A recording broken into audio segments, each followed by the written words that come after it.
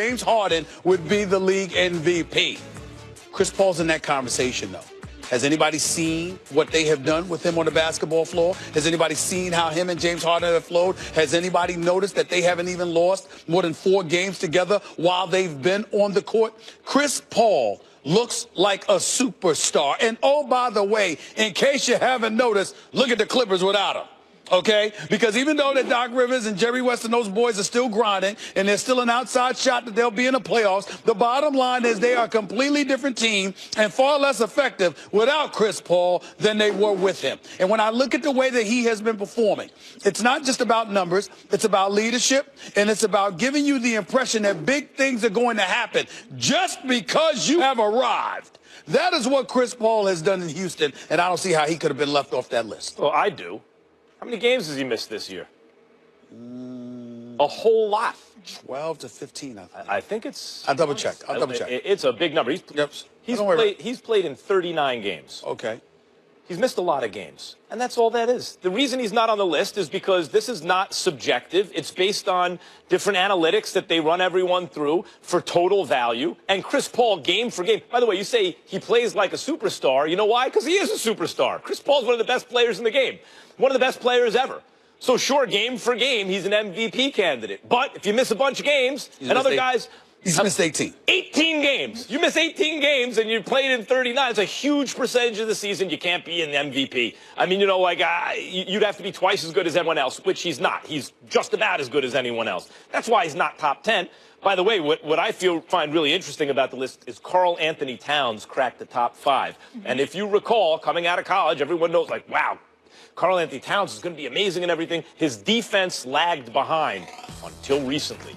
You know, because he looked like he was going to be a really good NBA defender, and he is turning into one. And when you combine that with his offense, Karl Anthony Towns, who is the guy you would want, including Kristaps Porzingis and everyone, that was the guy based on injury history, based on level of play, the whole thing, that you would want out of that draft, and it is turning out that way. You know, we talk a lot about Embiid and until recently Porzingis, of course, and Anthony Davis and everything, but there's Karl Anthony Towns pops up in the top 5 already, and you know what?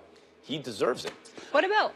Or did you want to comment on No, that? no, I was going to ask you about KD at 10. Listen, I can't rule out anything about Karl Anthony Towns because he's special and he's still developing. I like what I see. Once upon a time, I thought Jahlil Okafor, because I'm looking at a back-to-the-basket player that could average 20 and 10, even though I think that he was misused and mistreated in Philadelphia. The bottom line is he is no Karl Anthony Towns. Karl Anthony Towns is special, and he deserves our credit. I just don't know about the top 5 as of yet. What about Durant at 10?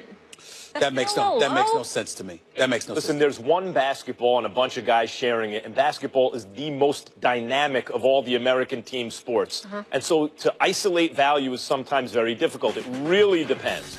You know, the value to the team has to do with the system you're in, how well you fit it, what your usage rate is, etc., and not always actually intrinsically how good you are. In other words, James Harden comes out number 1 here. If Mike D'Antoni had LeBron James in that system, do I believe LeBron James would be number 1 according to these numbers? Yeah, by a lot. So it's not really gauging the intrinsic value of every player. It's trying to gauge, what they're trying to do here is gauge actually the contributions on the court of each player, and that's dependent upon things more than just like themselves. The talent they're with. Kyrie Irving, though, that doesn't surprise you? Well, listen, the way I look at it, here's my whole point. Kyrie Irving should have been in the conversation considering the MVP caliber year he was having just until a couple of weeks ago. Kevin Durant is one of the top 2 players in the game. I think it's sacrilegious and blasphemous. Somebody's got him as ranked 10 on any list when it comes to the sport of basketball. How the hell can you be number 2 in the world, or arguably number 2 or 3 in the world, but you're number 10 on this list? Give me a break. That makes no sense whatsoever at all. So I look at it from that perspective. Of course, I got other issues with the list, but I'm saying that Chris Paul is an MVP candidate.